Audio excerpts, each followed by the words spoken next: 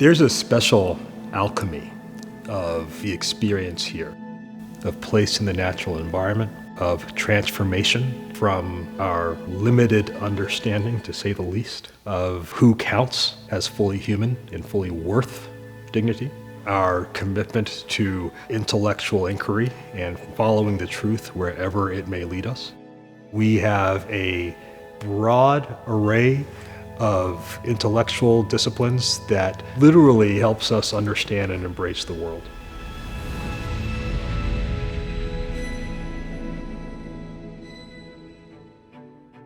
The Episcopal Church is central to the identity here at Sewanee. It doesn't mean that you have to be Episcopalian to come to Sewanee. I am not, I'm a Presbyterian. But it does mean that that is the starting point of the conversation of who we understand ourselves to be as people who have a common recognition of our shared humanity. Sewanee is a place where students can be transformed as they both discover what they're interested in, as well as look out at the world that is in need. This big, beautiful space, standing in the center of campus, is like an open question. What are you going to do with your life? Why does it matter? I think Sewanee has an interesting way of taking the drive to make change and giving you the tools to do that. I volunteer to help with the food hub, distributing local goods from the farmers market. It's this bustling place of volunteers coming together to achieve a common goal. Sewanee provides an experience and an education that allows the folks that live here and the folks that study here to be in community, to study and to further explore everything that the church has been through, what the church is going through now, and hopefully what the church can bring in the future. I just immediately got here and felt like this was home. Our ability to dwell here together, people from all over the world coming here to study and to engage, actually helps us to build deeper human bonds across difference.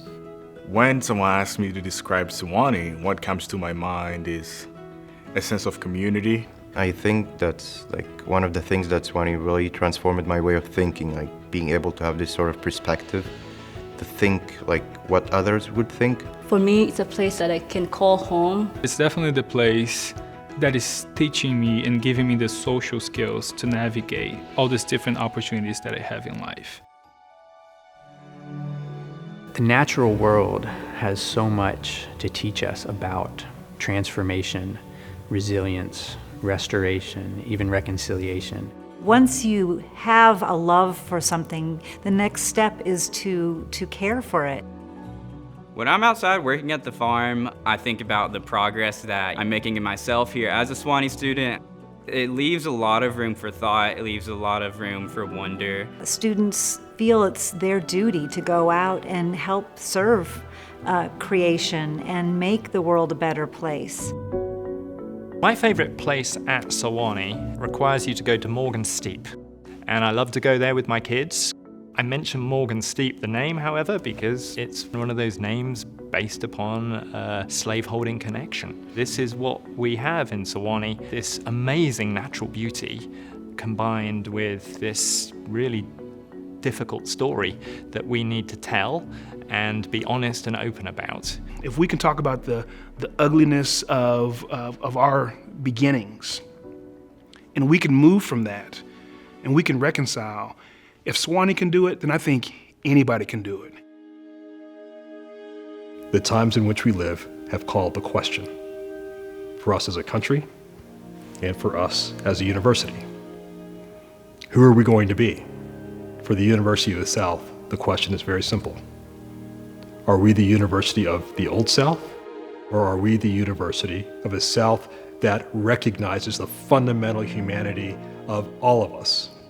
We welcome with open arms all who wish to dwell here on the mountain, to dwell together in unity.